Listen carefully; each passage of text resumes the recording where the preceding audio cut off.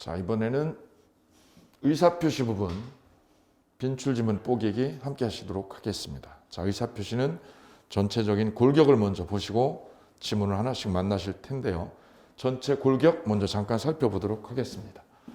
의사표시가 총 5덩어리로 카테고리가 나눠져 있고요. 그 첫 번째가 진이 아닌 의사표시 민법 107조, 두 번째가 허위표시 108조, 세 번째가 착오 109조, 사기강박 110조. 나누게 된 이유는 위에 두 개죠. 위에 두 개 부분. 진이 아닌 의사표시하고 허위표시 이 부분은 선의삼자에게, 이게 선의삼자에게 대항할 수 없죠. 그래서 상대적 무효 그러죠. 상대적 무효. 착오나 사기강박은 취소사유이고요. 취소사유인데 선의삼자에게 대항할 수 없죠. 그래서 상대적 취소라고 하죠. 그리고 다섯 번째가 의사표시의 도달주의. 5덩어리로 나누게 됩니다. 그 첫 번째가 되는 진이 아닌 의사표시 이 부분부터 같이 하도록 하겠습니다. 먼저 진이 아닌 의사표시 기본 논의 구조를 먼저 설명을 드리고 지문 만나보실게요. 자, 이쪽 보시면 표의자가 진의를 가지고 한 것이 진이 있는 표시고, 진이 없는 표시는 진이 없으면서 증여하겠다, 내가 아파트를 증여하겠다라는 진이 없이요, 진이 없이 상대방한테 증여한다고 표시를 한 겁니다. 그래서 표의자 입장에서 진의하고 표시가 다르다라는 거죠. 진의는 증여할 의사가 없어요. 없는데 말은 뭐라고 그래요? 증여하겠다라고 표시를 하고 있잖아요. 그래서 진의하고 표시가 지금 어긋나 있죠. 증여 의사 없어요. 없는데 말은 준다라고 표시했죠. 이를 진이 없는 의사표시 이렇게 얘기를 하고, 이거에 대해서 법은 어떻게 규율을 하느냐? 그러면 표의자 입장에서는 줄 의사가 없지만 상대편이 볼 때는 준다라고 말을 했죠. 표시를 했죠. 그래서 법은 어떻게 하느냐? 원칙 유효예요. 원칙 유효. 뭐 한 대로? 표시한 대로. 네가 준다고 그랬잖아. 표시한 대로 유효. 다만 예외가 있는데요. 상대방이 진이 없음을 알았거나 알 수 있었을 때는 무효로 처리가 됩니다. 그러니 비진의 표시는 두 덩어리로 원칙 유효, 예외 무효. 언제만? 알았거나 알 수 있었을 때. 이 두 덩어리로 비진의 표시, 진이 없는 의사표시의 틀을 잡고 가면 되겠습니다. 자, 그러면 지문 하나씩 함께 하시는 시간 갖도록 하죠. 첫 번째 지문 함께 하실게요. 첫 번째 질문 부탁드리겠습니다. 진이란 특정한 내용의 의사표시를 하고자 하는 표의자의 생각을 말하는 것이지, 표의자가 진정으로 마음속에서 바라는 사항을 뜻하는 것은 아니다. 이 진이 아닌 의사표시에서 얘기하는 진의, 이 진의의 뜻은 뭐냐? 뜻은 여기 보시면 특정한 의사표시, 여기다 동그라미 쳐볼게요. 특정의 동그라미요.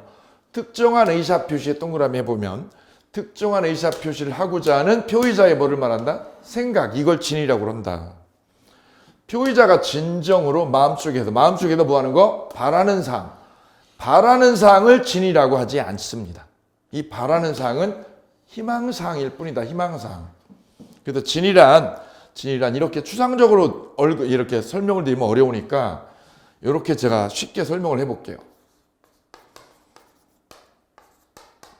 신혼부부가 아파트를 장만하려고 아파트를 보러 갔어요. 이 두 신혼부부가 현실적으로 가지고 있는 돈은 25평짜리밖에 살 돈이 안 돼요. 근데 자기들이 갖고 싶은 아파트는 60평짜리 아파트다라고 이렇게 가정을 해볼게요. 살고 싶은 거죠. 우리 이런 60평짜리 아파트에 살고 싶어. 이거를 뭐라고 그래요? 바라는 거죠. 바라는 거. 마음속에서 신혼부부가 바라는 거는 이거야, 이거. 근데 현실은 이거 살 돈이 없어요. 친정이나 다 돈을 끌어모아도 25평짜리밖에 살 수 없죠. 바로 25평짜리를 사는데 계약서 도장을 찍게 되는 거죠. 그럼 마음속에서는 60평을 바라고 있지만 현실은 이거란 말이죠.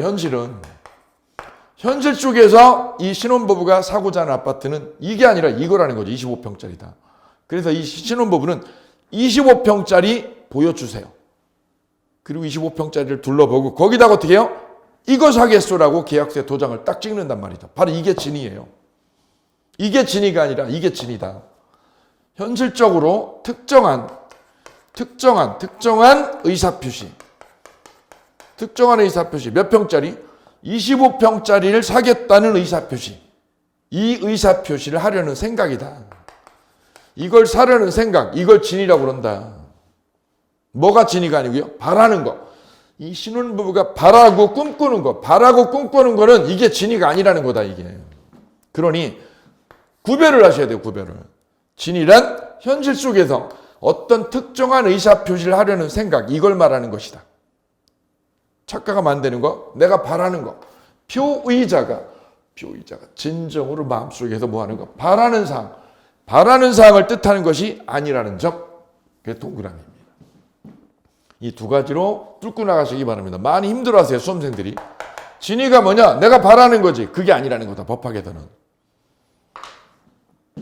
이어서 두 번째 질문 같이 보시겠습니다. 증여를 하는 자가 재산을 강제로 뺏기는 것이라고 생각하더라도 당시 상황에서 최선이라고 생각하였다면 진이 아닌 의사표시는 성립하지 않는다. 증여를 하는 자가 재산을 강제로 뺏기는 거라고 생각하더라도 당시의 상황에서 뭐였다면 최선이라고 생각했다. 이 증여가 내가 증여를 하는 것이 최선이었다. 그러면 그분은 증여할 의사를 가진 걸까요? 안 가질 건가요? 최선이야. 뭐가 최선이야? 증여가. 증여하는 것이 최선이야. 그럼 증여할 의사를 가졌다 이거죠. 여기다 적어볼 단어는 이거죠. 증여를 하는데 증여하는 것이 그 당시 상황에서 뭐였다? 최선의 선택이었다. 최선. 그러면 증여하겠다는 의사를 가지고 한 걸까요? 안 가지고 한 걸까요? 가지고 한 거다. 가지고. 증여 의사를 가진 채로 증여 표시를 한 거다. 표시를. 그러니 이 증여 표시는 진이가 결여된 거 아니고 결여된 게 아니고 진이를 가지고 한 거니까 이거는 비진이 표시에 해당되지 아니한다 이런 뜻이다. 그럼 이게 비진이 표시가 되려면 어떻게 해야 되죠? 증여할 의사 없이요. 의사 없이 또는 의사가 결여돼서 증여 의사가 결여돼서 표시를 하면 이걸 바로 뭐라고 그러죠? 진이 없는 의사 표시라고 하는 거죠. 그래서 누군가가 증여를 할 때 증여 의사가 결여됐다 없다라는 말은 증여 의사가 결여됐다는 뜻이다. 결여됐는데 말은 어떻게 했어요? 준다라고 표시했다. 이러면 이게 바로 비진이 표시다. 이게 비진이 표시가 되는 거고 증여 의사를 그 당시에 어떻게 했다? 가졌다. 증여가 최선이니까 증여 의사를 가졌다. 가지고 표시를 했다면 이거는 비진이 표시가 아니라는 거다. 이 두 가지로 나누어서 여기를 뚫고 나가시기 바랍니다. 그러니 설문은 증여를 하는 자가 재산을 뺏기는 거라고 생각하더라도 그 당시 시점에 그게 뭐였다? 증여가 최선이야 이게. 증여하는 게 최선이야. 그럼 증여 의사를 가지고 한 거죠. 가지고. 그러니 비진이 표시 아니다. 비진이 표시는 성립하지 아니한다. 오케이. 맞는 지문 되겠습니다. 이 부분을 많이 힘들어 하시니까 구별을 꼭 해주실 거예요. 다음 질문, 세 번째 질문 보시도록 하겠습니다. 세 번째 질문이요. 네. 사직 의사 없는 사기업의 근로자가 사용자의 지시로 어쩔 수 없이 일괄 사직서를 제출하는 형태의 의사표시는 비진의 표시이다. 자, 이 긴 지문에도 키워드가 있는데요. 키워드에다가 동그라미를 한번 딱 찍어볼까요? 키워드. 사직 의사죠. 의사를 가지고요. 의사 없이요. 없이 근로자가 사용자의 지시에 따라서 일괄 사표를 제출했다. 즉 사직서를 제출했는데 사직서 제출할 때 포인트는 이 부분입니다. 사표 낼 의사가 있느냐 없느냐죠. 사표 낼 의사가 없이요. 의사 없이 사직서를 제출했다. 의사 가지고요. 의사 없이요. 의사 없이 했으니 이거는 바로 뭐죠? 진이 없는 비진이 표시다. 이거를 우리는 비진이 표시라고 그래요. 비진이 표시. 의사가 없잖아. 사직할 의사가 없죠. 다만 모든 직원들이 일괄사표를 낸 거죠. 이럴 때는 비진이 표시다. 맞죠? 진이 아닌 의사표시 맞고요. 근데 그게 아니라 사직서를 제출을 해요. 사직서 제출을 본인이 사직 의사를 가지고 사직할 의사를 가지고 사표를 냈다. 소위 중간퇴직이죠. 중간퇴직. 중간에 명예퇴직에서 나왔다. 그러면 이분은 사직할 의사를 가지고 회사에다 사표를 제출한 거니까 의사가 없는 게 아니라 의사를 가지고 낸 거죠. 가지고 낸 거니까 이건 뭐죠? 비진의 표시가 아니다. 둘로 구별이 딱 되셔야 돼요. 두 가지로. 그래서 포인트가 되는 부분 의사 없이요. 사직할 의사 없이 사표를 내면 비진의 표시. 의사를 가지고 중간 퇴직했다. 사직 의사를 가지고 뭐 했다? 중간에 퇴직했다. 명예퇴직을. 아버님이 중간에 퇴직해버렸어요. 그거는 사직할 의사를 가지고 낸 거죠. 가지고 심사숙고해서 낸 거죠. 그거는 비진의 표시가 아니다. 오케이. 두 가지로. 그래서 사직서 제출은 우리 민법에서 두 가지 관점으로 나누일 것. 하나 더 하면 공무원이요. 공무원이 사직서 제출한 것도 있죠.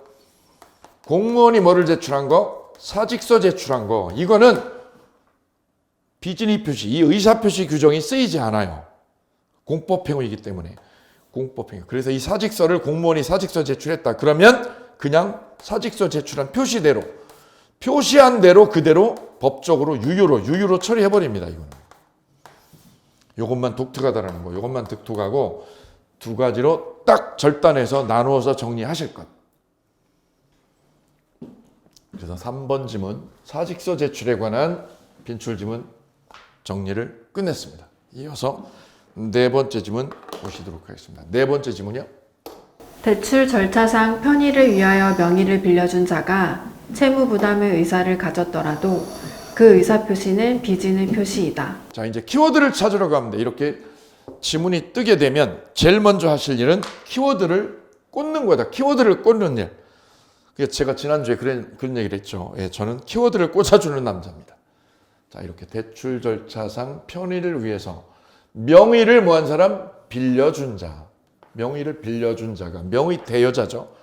채무부담 의사를 의사를 어떻게 했다? 가졌다. 여기에 포인트. 여기가 키워드. 그러면 A, 여기 B 이렇게 해볼까요? 은행에 가서 대출을 받는 거죠. 은행에 가서 대출을 받을 때 이 앞으로는 대출이 안 되는 거예요. 왜? 한도 초과로.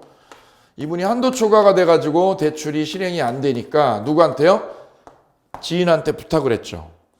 부탁해서 네 명의로 대출을 받아줘. 그래서 B가 누구 명의로? 자기 명의로 대출을 받게 되는 거죠. 이를 명의 대여자. 명의자죠. 명의자. 그때 A가 B한테 부탁하면서 뭐라고 그러죠? 그거 대출 네 명의로 받으면 네가 대출 받으면 내가 갚을게. 이렇게 된 거죠. 갚는 건 내가 갚고 명의는 네 명의로. 그래서 은행하고 대출이 실행됩니다. 그러면 뭐가 있죠? 대출 계약서. 대출 계약서에 도장을 찍게 되죠. 도장을 찍을 때 B 명의자가 갚을 의사, 채무부담 의사죠. 채무부담할 의사, 채무부담 의사라는 건 뭐죠? 갚을 의사. 이 대출금이 5억이면 5억을 뭐 할 의사? 갚을 의사. 갚을 의사를 가졌대요, 안 가졌대요?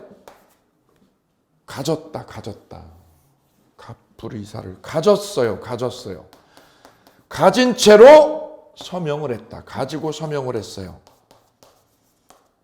의사를 안 가지고요, 가지고. 이 대출금을 내가 갚겠다는 의사를 가지고 서류에다가 도장을 빵 찍었죠. 그러면 이거는 비진의 표시가 아니다. 비진의 표시는 언제 성립하죠? 의사 가지고요, 의사 안 가지고요, 의사 없이요.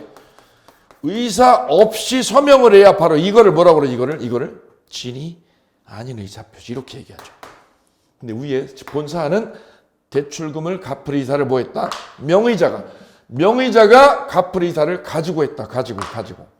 가지고 한 거니까 이거는 비진의 표시 아니다. 바로 이 사직서 제출하고 맥락이 똑같아요.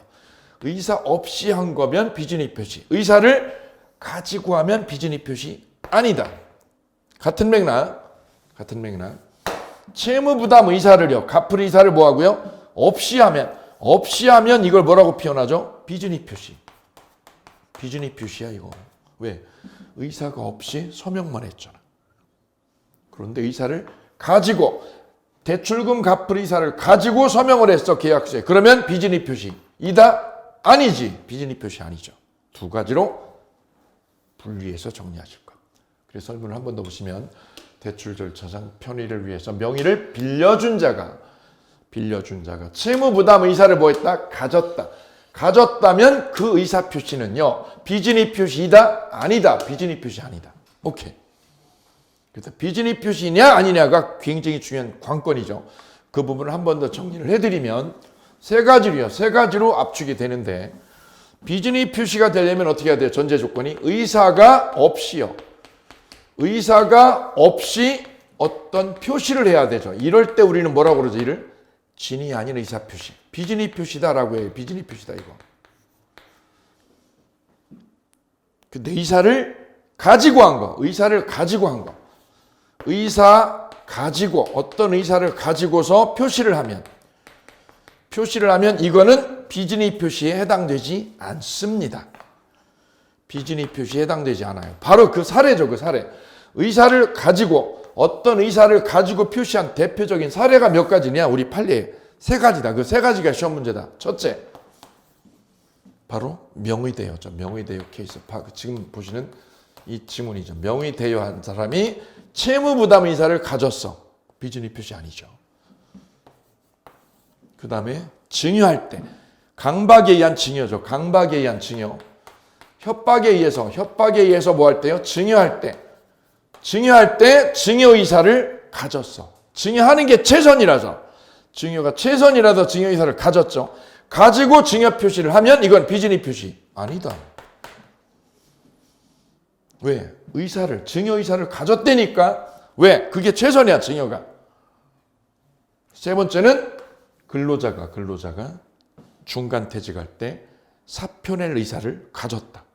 사표낼 의사를 가지고 중간 퇴직했다 이거죠. 중간 퇴직. 이것도 사표낼 의사를 가졌어 안 가졌어요? 가지고. 사직할 의사를 가지고 사표를 던진 거죠. 그러니 이거는 비준입 표시 아니다. 오케이. 세 가지 모두 공통적이죠. 공통이에요. 다음 비준입 표시에 뭐 하는 거? 해당되지 아니하는 거. 해당되지 않는 거 세 개 한꺼번에. 첫 번째 명의대여. 두 번째 강박에 의한 증여. 세 번째 근로자가 중간 퇴직한 거. 이 세 가지는 뭐에 해당되지 않는다? 비준입 표시에 해당되지 아니한다. 세 가지 공통점. 그러니 비준입 표시에 해당이 되려면 의사 있느냐 없느냐 여기에 포인트를 맞추시면 쉬워요. 객관식은 아주 쉬워요.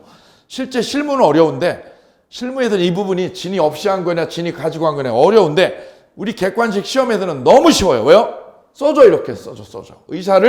어떤 의사를 뭐 했다? 가졌다 의사 없이 했다. 이걸로 딱 구별하면 돼요. 간단해요. 아주 명료하고 단순한 지문이 되겠습니다. 오케이. 4번 지문 같이 보셨고요. 이어서 5번 지문이죠. 5번 지문 같이 보시도록 하겠습니다. 5번 지문요. 자의로 사직서를 제출하여 한 중간퇴직 의사표시는 비준입 표시가 아니다. 예, 중간퇴직했죠. 사표를 내고 중간에 때려치고 나왔어요. 그러면 사직할 의사를 가졌다 안 가졌다? 가졌다. 사직할 의사를 가졌죠. 그러니 비준입 표시가 아니다. 연속해서 세 개. 명의대여한 거, 그 다음에 강박에 의한 증여, 중간퇴직. 이 세 가지는 비준입 표시에 해당되지 않습니다. 꼭 한꺼번에 세 가지 한꺼번에 다 기억할 거. 왜? 시험은 이 셋 중에 하나만 내요. 셋 중에 하나만. 이어서 6번 지문입니다. 비준입 표시에 관한 규정은 상대방 있는 단독행위에 적용된다. 이 비진입 표시는 혼자서 한 거, 혼자서. 표의자가 뭐 없이요? 진위 없이 헛소리 한 거, 헛소리. 진위는 없는데 상대방한테 헛소리 한 거. 이 비진입 표시를 그래서 소위 뭐라고 하냐면 단독으로 자기 혼자 단독으로 호의 표시했다라고 그래요. 단독으로 호의 표시. 통정 호의 표시는 둘이요. 짜고 호의 표시하니까 통정 호의 표시 이렇게 해서 두 개를 구별해요. 그럼 저는 더 쉽게 이렇게 얘기를 해요. 비진입 표시는 혼자서 진위 없이 의사 표시한 거죠. 그래서 비진입 표시를 저는 뭐라고 하냐면 혼자 뻥이라고 그래요. 혼자 뻥친 거야. 통정 호의 표시는 둘이 뻥. 오케이. 둘로 나누시면 돼요. 비진입 표시는 뭐라고 쉽게 기억하시면 돼요. 혼자 뻥친 거. 혼자 뻥. 혼자 거짓말 한 거야. 바로 두 번째 허위 표시는 혼자서요, 둘이요. 둘이 짜고 둘이 뻥친 거죠. 둘이 뻥. 이렇게 차이점이 보여지네요. 그래서 비진입 표시는 단독 행위에도 써먹어요, 못 써먹어요? 써먹어요. 적용이 됩니다. 단독 행위에도 써먹어요. 왜요? 혼자서 뻥치는 거잖아. 진위 없이 혼자서 헛소리 하는 거, 헛소리. 오케이. 그래서 비진입 표시는 단독 행위에도 적용이 되고 대리권 남용에도 적용이 됩니다. 대리권 남용에도 적용해요. 다만 어디엔 적용 안 되죠? 공법행위. 공무원이 사표를 던지는 공법행위는 적용되지 않습니다. 그래서 적용 문제를 꼭 기억을 해두십니다. 자, 이어서 7번째 질문 같이 가실게요. 비진의 표시에 관한 규정은 대리인이 대리권을 남용한 경우 유추 적용될 수 없다. 바로 여기죠. 대리권 남용했을 때 적용되느냐 안 되느냐? 적용합니다. 여기 X. 본인, 대리인. 여기 본인, 대리인. 상대방. 대리행위는 대리인이 상대방과 어떤 계약을 체결하게 되죠. 예. 이때 이 대리인이 어떻게 했다? 대리권을 악용했다, 남용했다. 원래 대리라는 거는 누구를요? 본인을 위해서 존재하는 거잖아요. 그런데 이 대리인 놈이 본인이 아니라 상대방한테 붙어버린 거죠. 상대방한테 돈을 먹고 상대방한테 붙어버려가지고 누구한테요? 상대방을 이롭게 일을 저지르는 거예요. 아니면 제3자를 위해서. 이를 대리권 남용 이론이라고 그래요. 대리권 남용했다. 근데 얘가 대리권한을 가지고 있죠. 가지고 있는데 권한을 악용해서 본인이 아니라 누구를 상대방을 이로운 계약을 한대. 상대방한테 이롭게 계약을 해버렸다. 이걸 어떻게 할 거냐? 우리 법은 이렇게 얘기를 해요. 상대방이 얘가 남용하는 거, 얘가 장난하는 거를, 얘가 장난질하는 걸 뭐 했다면? 알았거나 알 수 있었다. 어디 나오죠? 여기 나오죠. 비진입 표시에서 진이 없음을 뭐 한 경우?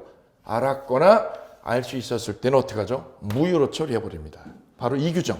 이 규정을 대리권 남용에도 그대로 집어넣어버려요. 적용해버려요.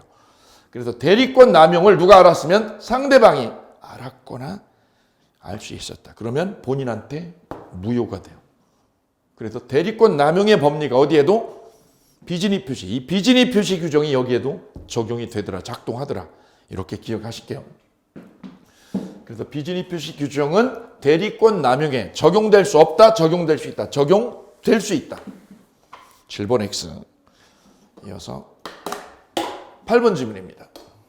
비진의 표시는 표시된 내용대로 효력이 발생함이 원칙이다. 비진입 표시는 진위 없이 표시를 한 거죠. 헛소리를 한 거예요. 그때 원칙 뭐가 된다? 유효다, 유효. 표시한 대로. 예외적으로 무효다. 원칙 유효, 예외 무효. 그래서 표시대로 효력이 발생한다. 발생한다를 다른 말로 바꾸면 유효. 유효가 원칙. 맞죠? 동그라미. 예외적으로 무효. 오케이. 8번 동그라미 되겠습니다. 이어서 9번 질문이요. 매매 계약에서 비진의 표시는 상대방이 선의이며 과실이 없는 경우에 한하여 유효하다. 자, 진위 없이 의사 표시를 던졌고 상대방이 어떻게 했다? 진위 없음을 몰랐다. 몰랐어를 뭐라고 그래요? 선의죠. 그리고 무과실이에요. 선의이고 무과실이면 유효로 정리가 됩니다. 선의이며 과실이 없죠. 그럼 유효. 뒤집으면 선의를 뒤집으면 악의이거나 무과실을 뒤집으면 뭐죠? 과실. 악의 또는 과실이면 무효. 오케이. 그래서 비진입 표시는 두 덩어리를 원칙 유효, 예외 무효. 오케이. 언제 유효? 선의 무과실이면 유효. 뒤집으세요. 몰랐음을 뒤집으면 알았죠. 알았거나 과실인 경우에 무효. 이어서 10번 질문입니다. 상대방이 표의자의 진이 아님을 알았을 경우 표의자는 진이 아닌 의사표시를 취소할 수 있다. 요 함정이 있죠. 진이 아닌 의사표시는 두 덩어리예요. 원칙, 유효. 언제? 상대방이 몰랐어. 그럼 유효. 거꾸로 상대방이 진이 없음을 알았어. 알았거나 알 수 있었을 때는 뭘로? 무효지, 무효.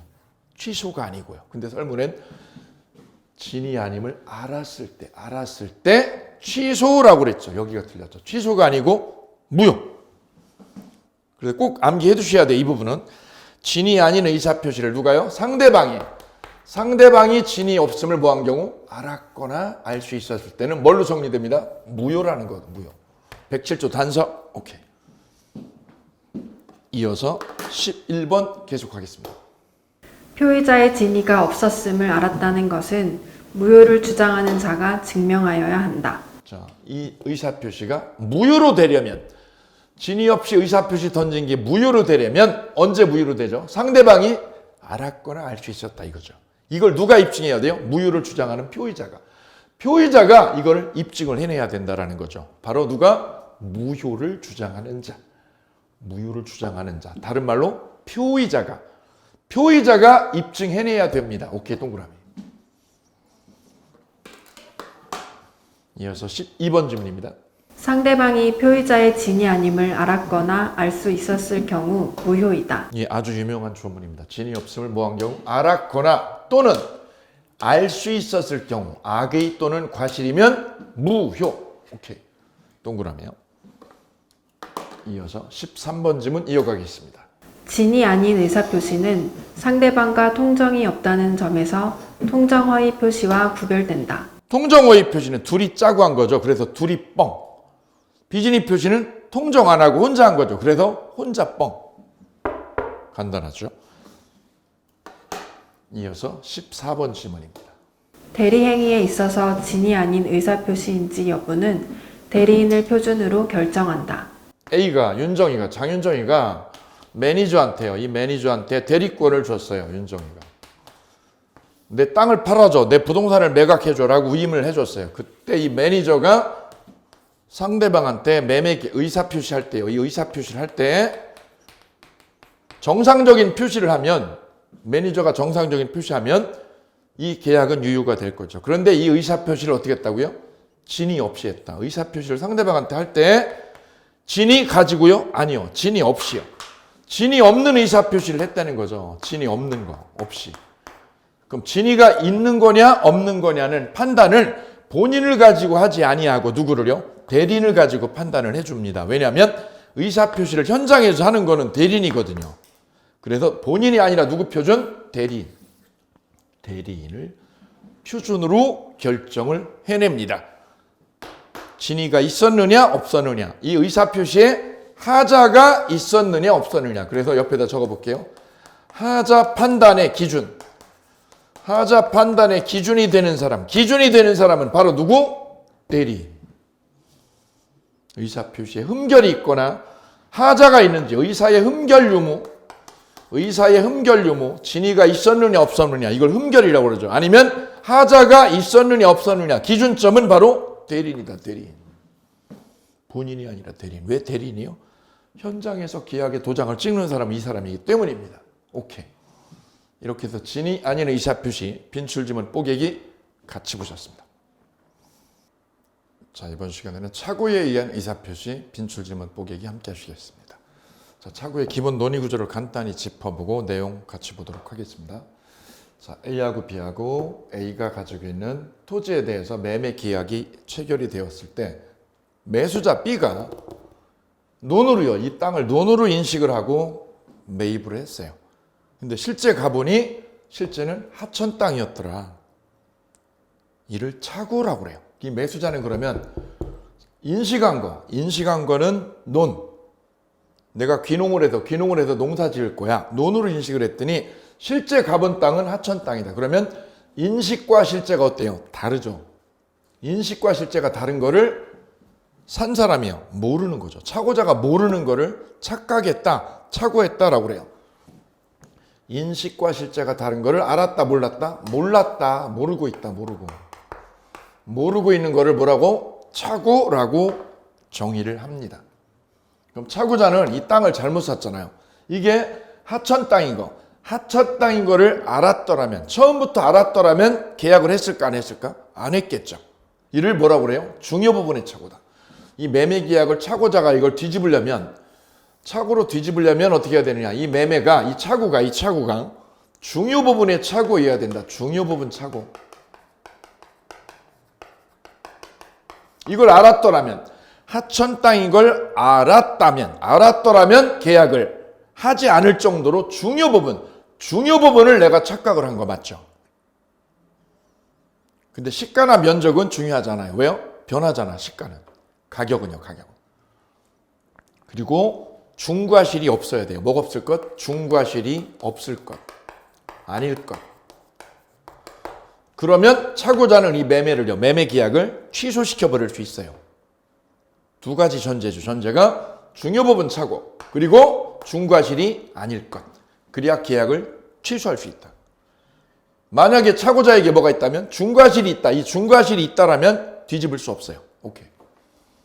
이때 차고에서 중요한 논점 중에 하나는 이 기본 논의 구조는 이거고요. 동기의 착오라는 걸 하나 기억하셔야 돼요. 동기의 착오. 이 동기라는 거는 마음속에 있는 거죠. 내 마음속. 내가 이 토지를 구입하게 된 동기. 그린벨트에서 해제되면 땅값이 폭등할 거야. 폭등할 거라는 기대로 땅을 내가 사버렸어. 근데 해제가 안 돼. 5년 지나도 10년 지나도. 이를 동기의 착오라고 그런다. 동기의 착오. 그린벨트로 묶인 땅. 그린벨트로 묶인 땅을 샀는데 풀려 안 풀려. 해제가 되지 않더라. 동기의 착오다. 이거 취소 안 해줘요. 취소 못 해줘. 단 동기가 표출되면 취소할 수 있고요. 아니면 동기를 누가요? 상대방이 제공하면 취소할 수 있다. 원칙은 취소 안 되죠. 원칙은 취소 안 되고 예외적으로 동기를 표출한 때 이때 취소할 수 있더라. 동기의 착오 문제. 자, 이렇게 기본 골격을 가지고 착오 지문 만나보도록 하겠습니다. 첫 번째 지문 보시겠습니다. 토지를 매수하였는데 법령상의 제한으로 인하여 그 토지를 의도한 목적대로 사용할 수 없게 된 경우 동기의 착오에 해당한다. 토지를 매수했는데 법령상 제한. 여기에 키워드 꽂아볼게요. 이렇게 법령상 제한. 법령 제한으로 인하여 그 토지를 의도한 목적대로, 목적에 여기 동그라미 별표 보실까요? 의도한 목적대로 사용할 수 없게 되었습니다. 왜냐? 이 땅을 샀어. 내가 땅을요. 이 땅을 샀는데 땅을 산 이유가, 동기가 뭐냐? 땅을 사게 된 동기가 여기다가 호텔을 지으려고 그랬죠. 호텔 신축하려고 그랬어요. 아파트를 신축하려고 그랬어요. 그랬더니 법령의 제한으로 이 땅이 법적으로 묶여 있죠. 법률로 묶여 있어요. 이걸 뭐라고 그래요? 법령상 제한이라고 그래요. 법령상 제한. 법으로 묶어가지고 행위 제한이라고 그러죠. 공법에서. 행위 제한으로 묶여서 이 땅이 호텔 신축이 안 돼. 이를 무슨 착오? 동기의 착오라고 규정한다. 내가 땅 샀어. 땅 샀는데 거기가 묶였어. 그린벨트로 묶였어. 바로 법령상 제한이죠. 그래서 건축이 돼야 안 돼. 호텔 건축이 안 돼. 호텔 건축. 이를 무슨 착오? 동기의 착오. 이거 취소할 수 있다 없다? 취소할 수 없는데 다만 동기를 표시하면 취소해 주더라. 오케이. 그래서 토지를 매수했을 때 법령상 제한 때문에 의도한 목적대로 사용 못하게 된 거를 우리는 뭐라고 그런다? 동기의 착오라고 규정합니다. 오케이. 이어서 두 번째 지문 이어가겠습니다. 두 번째 지문입니다. 동기의 착오로 취소하기 위해서는 동기를 의사표시의 내용으로 삼기로 하는 데 대하여 상대방과 합의가 이루어져야 한다. 동기의 착오로 취소를 하기 위해서는 동기가 표출되면 되죠. 동기가 표출되면 되고 뭐까지요? 합의죠. 합의는 필요하다? 필요 없다 이거죠. 합의까지 필요 없다. 합의 대신에 뭐 하면 돼요? 동기 표시설이라고 하죠. 동기 표시설. 표시만 되면 되지. 합의까지는 요건이 아니라는 점. 여기 별표. 그래서 틀린 지문 되겠습니다. 합의 아니야. 표출만 되면 돼. 상대방한테 표시가 돼서 입증만 하면 돼. 입증만. 이어서 세 번째 질문입니다. 세 번째 질문. 상대방에 의해 유발된 동기의 착오는 동기가 표시되지 않았더라도 중요 부분의 착오가 될 수 있다. 네, 동기의 착오 그러면 2단계로요. 2단계로 정리를 하시면 좋겠습니다. 원래는 취소해줘요? 안 해줘요? 왜? 동기라는 거는 네 마음속에 있는 거냐. 마음속에 있는 거를 어떻게 계약 내용으로 담아내? 계약 내용으로 담아내지 못하죠. 그래서 동기는 잘못돼도 취소 안 해줘요. 단 동기를 누가요? 동기가 표시될 때. 동기 표시설이죠. 동기 표시설. 표시되면 취소해 주더라. 근데 여기에 예외가 또 하나 있어요. 예외가. 동기 표시 없이도 취소가 되는데 그 경우가 언제냐? 동기를 누가 유발하면? 상대방이요. 상대방에 의해서 동기가 유발된 때. 이때는 표시 없어도 취소해 준다는 거. 그래서 2단계, 이 2단계를 꼭 정리를 해 주시기 바랍니다. 동기가 표시되었느냐? 거꾸로요. 표시 안 해도 되는 때가 있더라. 이 부분이다. 이 부분. 상대방에 의해서 유발됐을 때, 이 부분. 이 부분 포인트 잡고 가도록 하겠습니다. 이어서 네 번째 질문 함께 하시겠습니다. 네 번째 질문 보실까요? 토지 소유자가 공무원의 법령 오해에 따른 설명으로 착오에 빠져 토지를 국가에 증여한 경우 이를 착오로 취소할 수 있다. 4번 질문입니다. 토지 소유자가 공무원의 법령 오해, 여기다 이렇게 삼각형 포인트 잡으실게요. 여기 공무원 A는 토지 소유자죠. 공무원의 법령 오해에 따른 설명으로 착오에 빠졌어요. 이 소유자가 착오에 빠졌는데 빠지게 된 이유가 누구 때문이냐? 바로 상대방이죠. 상대방. 공무원이 잘못된 정보 제공했다. 잘못된 정보 제공.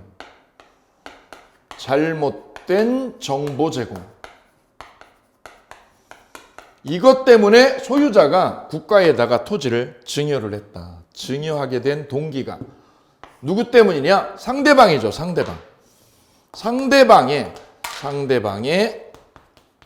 잘못된 정보 제공. 바로 이것 때문에 소유자가 국가에게 토지를 헌납하게 됐어요.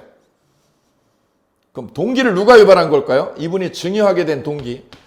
증여하게 된 동기는 누가? 상대방에 의해서 유발이 되었다라는 거죠. 상대방에 의해서 동기가 뭐한 경우? 유발되었을 때.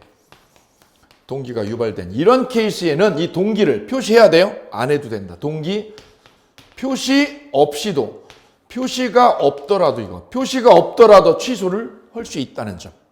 바로 이 판례 꼭 기억하십니다. 그래서 토지를 국가에 증여를 했는데 그 증여 동기가 누구 때문이었다? 상대방에 의해서 유발이 되었다. 공무원이 법령을 잘못 알은 거죠. 그래서 잘못된 정보 때문에, 이 공무원의 잘못된 정보 때문에 증여를 하게 된 거죠. 그때는 동기 표시. 아까 등기는 표시해야 된다고 그랬죠. 근데 표시를 안 해도 되는 케이스가 하나 있다. 바로 이거다. 동기에 뭐가 없더라도, 표시가 없더라도 취소가 되는 바로 그 케이스다. 이 부분 다시 한번 기억해 두시면 좋겠습니다. 이어서 5번 질문 보시도록 합니다. 5번 질문 같이 보실게요. 건물 및 그 부지를 현상대로 매수하는 경우에 부지의 지분이 다소 부족하면 매매 계약의 중요 부분의 착오가 아니다. 부지가 평수가 조금 모자라. 200평을 샀는데 3평이 모자라. 그거 계약의 결정적인 요소인가요? 그거 아니지. 야, 3평 없어도 나 그 땅 문제 없어. 살 거야. 그거 집 짓는데 아무 문제 없거든. 부지 지분이 다소 부족하죠. 다소. 약간 부족한 거는 중요 부분 착오 아니다. 그래서 기억해 두십니다. 지분이 약간 부족하거나 평수가 부족하다는 거죠. 아니면 시가의 착오. 이거는 뭐가 아니다? 중요 부분 착오가 아니다. 이거 중요한 거야? 아니야. 중요 부분 아니야. 면적이 조금 모자라거나 시가가 변하잖아요. 시가는 변하죠. 가격은. 이건 계약의 결정적인 중요 부분 착오 요소가 아니다. 동그라미 하시면 되시겠습니다. 이어서 6번 지문입니다. 6번 지문. 토지 전부를 경작할 수 있는 농지인 줄 알고 매수하였으나 측량 결과 절반의 면적이 하천인 경우 성질을 착오로서 중요 부분의 착오에 해당한다. 농지를 논으로 알고 토지를 샀죠. 귀농하기 위해서. 그랬더니 측량을 해본 결과 절반의 면적이 약 절반이 뭐로 돼 있어요? 하천이죠. 이거 중요해 안 중요해? 중요한 거죠. 중요 부분의 착오다. 중요 부분의 착오. 오케이, 동그라미. 그래도 어느 경우에는 중요 부분 착오로 보고 어느 경우에는 중요 부분 착오로 안 보고 이거를 기본적으로 판례가 어떤 입장인지를 기억을 해 두셔야 돼요. 그래서 하나씩 기억해 볼게요. 논으로 알았더니 하천 땅이다. 이거 중요해 안 중요해요? 중요 부분을 착각한 거지 의사결정할 때. 중요한 거지 이건 중요한 거야. 중요해. 중요 부분 잘못 알았어. 거꾸로요. 시가나 면적. 시가나 면적의 부족은 중요 부분 착오 아닌 거죠. 기본적으로 아주 기본적인 정리 부분입니다. 이 부분은 꼭 가지고 계셔야 되겠습니다. 그리고 나아가서 우리 대법원은 중요 부분 착오를 논할 때 경제적 불이익이 있느냐 없느냐를 꼭 논한다는 것까지. 이어서 7번째 질문 함께 하시겠습니다. 농지의 상당 부분이 하천임을 사전에 알았더라면 농지 매매 계약을 체결하지 않았을 것이 명백한 경우 법률행위 내용의 중요 부분의 착오에 해당될 수 있다. 하천 땅인 거를 알았다. 하천 땅인 걸 알았더라면 계약을 해요 안 해요? 안 해야지. 이거를 바로 중요 부분 착오. 오케이. 이어서 8번 질문입니다. 착오에 의한 의사표시로 표의자가 경제적 불이익을 입지 않더라도 착오를 이유로 그 의사표시를 취소할 수 있다. 중요 부분을 논할 때 우리 대법원은 뭐를 따져요? 경제적 불이익. 여기에 별표. 키워드. 경제적인 불이익이 있을 때만 중요 부분 착오로 인정해줘요. 근데 경제적 불이익을 입지 않았다. 경제적인 불이익을 입지 않았다. 그러면 착오로 취소를 해주지 않습니다. X. 경제적 불이익을 입었느냐 안 입었느냐. 이건 중요 부분이다. 아주 중요 부분. 이게 바로 가압류가 원인 무효인 케이스죠. 가압류 원인 무효 사건. 이거 기억해 두시면 좋겠습니다. 이어서 9번 지문 함께 하시겠습니다. 9번 지문입니다. 주채무자 소유의 부동산에 가압류 등기가 없다고 믿고 보증하였더라도 그 가압류가 원인 무효로 밝혀졌다면 착오를 이유로 취소할 수 없다. 주채무자 부동산에 뭐가요? 가압류가 있다고 없다고? 없다 믿고 보증을 했어요. 보증서 줬어. 내가 결론적으로 보증서 준 게 포인트예요. A가 이 사람을 상해서 보증을 서줬어. 보증인. 얘한테 뭐가 없다고? 이 채무자가 가압류 있다고 없다고? 없다고. 이 집에 가압류 없다고 생각한 거죠. 이 보증인이. 그래 뭐를 서줬어요? 보증계약에다가 도장을 찍어준 거죠. 이 보증인이. 얘한테 뭐가 없다고? 가압류 없어. 얘 가압류 없어. 하나도 없어. 없지. 그런데 어떻게 됐어요? 나중에 보니까 뭐야? 가압류가 있네. 가압류가 있어. 가압류가 있다는 말은 뭐예요? 얘가 빚이 있다는 거지. 빚덩어리가. 얘 인식은 어떻게 했죠? 얘가 인식한 건 뭐라고 인식했죠? 가압류가 없잖아라고 인식했는데 실제는 가압류가 있구먼 10억이나. 그럼 얘는 착각을 한 거야 안 한 거야? 착각했네. 중요 부분 착각을. 내가 착각했어. 가압류 없어. 얘 집에 가압류 없어. 근데 실제 조사해 보니까 10억이나 있네. 그럼 중요 부분이 아니에요? 이건 중요 부분 착오 맞죠? 그런데 우리 대법원은 한 발 더 나아가서 경제적 불이익을 따져요. 경제적 불이익. 경제적인 불이익이 있느냐 없느냐. 이 부분 때문에 문제가 된 사안이 바로 이건데 있는데 10억이나 있어. 없는 줄 알았는데 보니까 있죠. 있는데 가압류가 뭐예요? 원인 무효예요. 가압류가 원인 무효라면 여기 키워드 딱 꽂아볼게요. 있으나 이게 원인 무효야. 그럼 뭐 한 거야 이게? 없는 거지. 그래서 이거는 중요 부분 착오가 아니고 취소도 안 돼요. 왜요? 경제적 불이익이 없어서. 경제적 불이익이 없어서 취소 안 해줍니다라는 거죠. 이 부분 포인트 잡습니다. 없는 줄 알았는데 있어. 있는데 보니까 문제는 반전이죠. 원인 무효라니까. 가압류 자체가 원인 무효야. 원인 무효. 이 채권이 존재해야지 가압류가 생기거든요. 채권이 존재해야 되는데 보니까 채권이 없는 거야. 채권이 없는 채로 가압류 걸었어. 그럼 이 가압류는 꽝인 거지. 없는 거죠. 없는 거. 그래서 이 경우에는 이 사람한테 이 보증인 입장에다 볼게요. 너 어떻게 생각했냐? 없는 거를 생각했지. 실제도 없구먼. 있는데 무효니까 가압류 없는 거죠. 그럼 너한테는 어때? 너한테. 보증인 너한테는 어떤 입장이야? 경제적인 불이익이 없는 거네. 왜? 없다고 인식을 했고 실제도 없잖아. 없다고 인식했고 실제도 없죠. 없으니까 너는 어떤 입장이야? 경제적인 불이익이 없는 거지. 없으니까 뭐야? 중요부분 착오가 아니야. 그게 취소 안 해줘. 취소할 수 없어요. 조금 까다롭죠. 그래서 20회, 21회, 22회 연속으로 3년 나온 적이 있어요. 이 판례가. 예, 고전적인 판례지만 경제적 불이익이 없을 때의 대표적인 고전적인 판례지만 꼭 기억을 해두고 가셔야 되겠습니다. 그래서 가압류가 원인 무효인 사건 이렇게 기억해 둡니다. 가압류가 무슨 사건? 원인 무효인 사건. 이거는 경제적인 불이익이 없기 때문에 중요 부분 착오 아니라는 점. 이어서 10번 질문입니다. 상대방이 차고자의 진위에 동의하더라도 차고자는 의사표시를 취소할 수 있다. 자, 차고자의 진위에 뭐한 경우 동의했다라는 거죠. 자, 이 부분이 포인트인데요. 그러면 뭐가 동의가 된 거냐면 쌍방간에 A하고 B 쌍방이죠. 쌍방간에 뭐가 진위가 공통이라면 진위가 뭐라면 공통이다. 똑같다. 진위가 공통이라면 이때는 착오로 취소를 할 수 있을까요? 없다라는 거죠. 착오로 취소를 못 하더라. 왜요? 진위대로 계약이 성립해버리기 때문입니다. 이 사람의 진위가 뭐라면 공통이잖아. 그러면 착오 문제는 생기지 않는다. 왜? 진위대로 계약이 되잖아. 진위대로. 그래서 취소할 수 없사옵니다. 왜? 야, 진위대로 계약이 이루어지기 때문인 거야. 오케이. 이어서 11번 질문 보시겠습니다.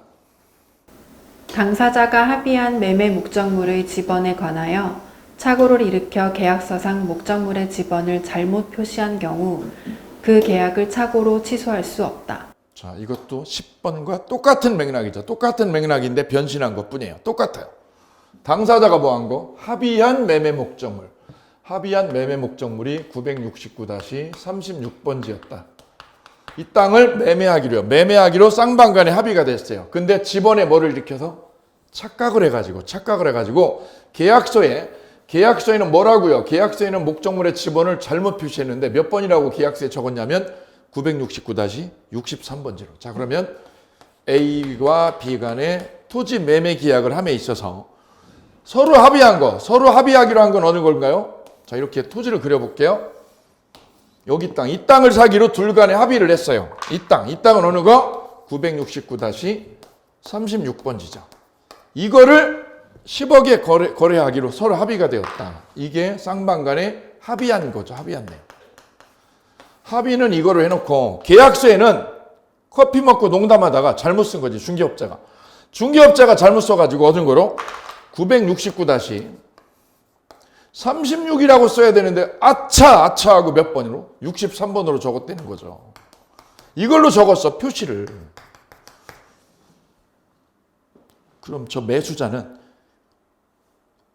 등기소 가서 어느 걸 등기를 꽂았을까요? 바로 이거죠. 이걸 가지고 가서 등기를 쳐버린 거죠. 이걸로 등기를 쳤다.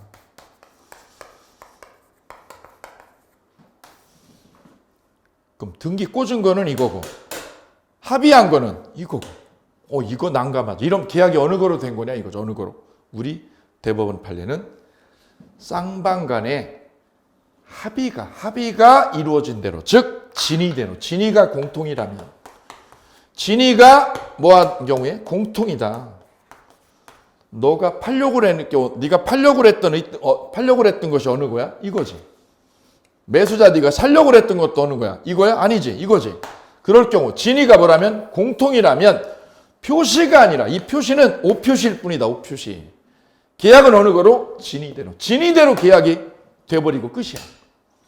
너 원한 거 어느 거? 이거 원했지. 그럼 이걸로 계약이 되는 거야. 그럼 이거는요. 오표시다. 오표시니까 이건 취소할 수 없다. 착오로 취소 못 하더라. 오케이. 그래서 그 계약은 뭐 할 수 없어요? 착오로 취소할 수 없는 겁니다. 왜요? 진위대로 계약이 되니까. 진위대로. 뭐가 공통이면? 진위가 공통이면 여기 별표. 진위가 공통이면 합의가 공통이면 진위가 공통이면 착오로 취소를 안 해줍니다. 왜요? 진위대로 되니까. 진위대로. 네가 원하는 대로 된 거잖아요. 오케이. 이를 오표시 무의 원칙이라고 우리가 공부를 했습니다. 오표시 무의 원칙. 이어서 12번 질문 이어가겠습니다. 매매계약 당사자 모두 매매 목적물인 X토지의 지번에 착오를 일으켜 계약서의 목적물을 Y토지로 표시한 경우 착오를 이유로 의사표시를 취소할 수 있다. 방금 전 사안과 똑같죠. X토지죠. X토지 지번에 착오를 일으켜서 그러면 X토지를 사기로 합의했다. 합의. 우리 이 토지 사 이 토지. 근데 표시를 어느 거로요? Y토지로 표시를 잘못했군요. 이럴 때는 착오로 취소를 해줍니다. 안 해줍니다. 왜요? 진의대로 계약이 성사돼 버리기 때문입니다. 오표시 무해의 원칙의 반영입니다. 오표시 무해의 원칙. X지문. 이어서 13번 지문입니다. 이어갑니다.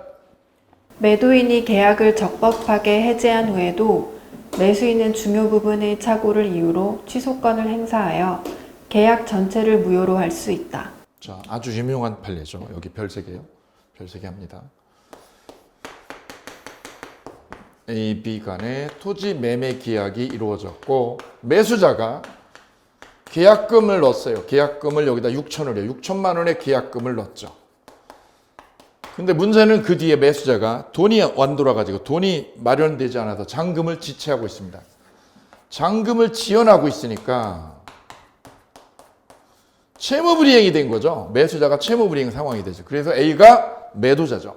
매도자가 이 매매권을 파기를 해버렸어요. 야, 너 돈 왜 안 넣어? 그러면서 계약 해제를 해버렸다. A가 계약을 해제를 한 상황입니다. 그러면 이 계약금을 어떻게 했을까요? 몰수했죠. 의약금으로. 보통 의약금으로 이걸 몰수해버리죠. 6천만 원은 매도인이 지금 가지고 있어요. 의약금조로.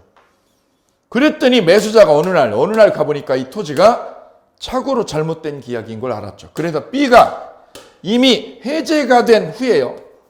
해제 처리가 된 뒤에 이 계약을요. 이 토지 매매권을 착오로 취소를 할 수 있느냐 문제죠. 판례는 이걸 인정합니다. 왜냐하면 계약금을 돌려받는 실익이 존재하기 때문입니다. 그래서 해제가 된 뒤에도 이미 해제가 된 계약을 또 뭐 할 수 있어요? 착오로 뒤집을 수 있다. 착오로. 그래서 줄여가지고 뭐라고 기억합니다? 해제 후에도 취소가 인정된다는 거다. 이 판례가. 보통 일반인들은 뭐라고 생각하냐면 해제가 되면 야 해제가 됐지. 그러면 뭐야? 이미 깨졌는데 뭘 또 깨.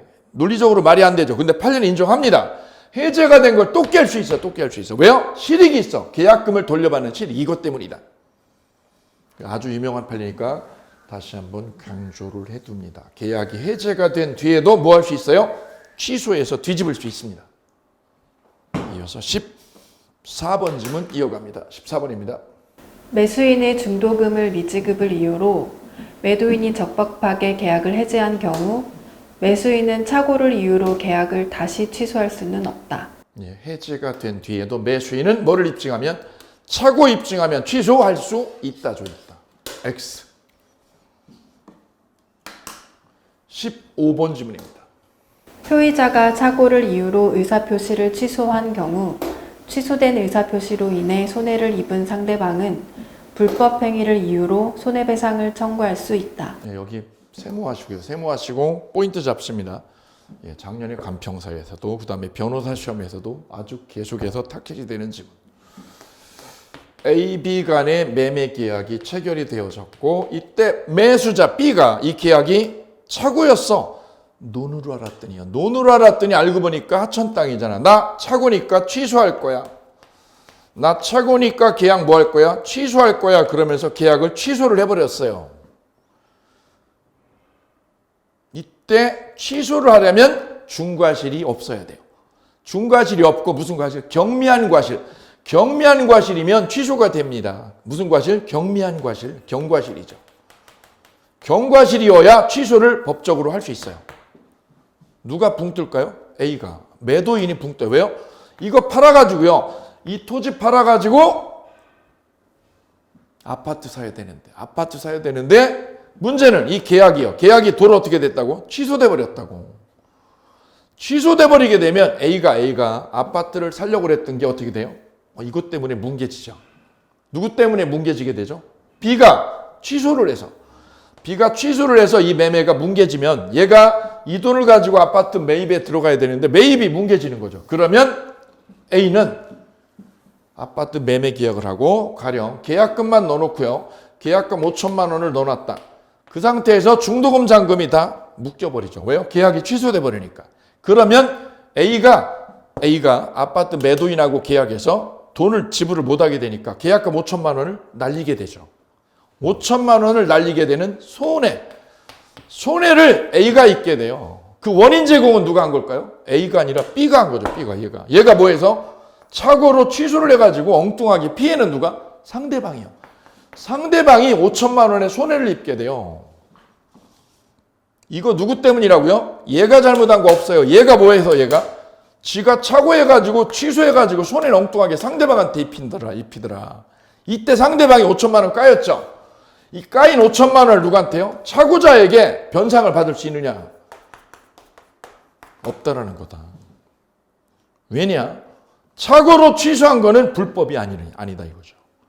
내가 착각한 것도 불법 아니고 취소하는 것도 불법이 아니니까 상대방 네가 나한테 뭐라고? 착오로 취소해서 까인 거, 이 5천만 원을 변상해달라고 치고 들어올 수 없다라는 거죠. 그러니 상대방은 불법 행위를 이유로 손해배상 걸어요, 못 걸어요? 걸 수 없다는 점입니다. 이 점이죠. 변상을 못 받아요. 상대방이 이거 변상을 못 받습니다. 참고로 독일 민법은 상대방이 변상받을 수 있다라고 명시적으로 딱 못을 딱 박아놨어요. 그 점이 우리 민법하고 독일 민법하고 결정적인 차이점 중에 하나. 근데 이 부분에 대해서 우리는 학설에 맡겨져 있고 법조문에는 하나도 없어요. 그래서 학설은 아주 심한 견해 대립이 있다는 점. 근데 학설은 시험에 나오지 않아요. 오로지 판례만 나오죠. 상대방이 착오로 취소한 이 사람한테 쫓아가서 요구는 할 수 있을지언정 요구는 할 수 있어도 뭐느냐? 변상을 못 받는다는 게 우리 현재 판례다. 왜? 착오로 취소한 거는 불법이 아니잖아. 오케이. 예, 여기까지 해서 착오로 인한 의사표시 빈출지문 뽀개기 함께 하셨습니다. 감사합니다.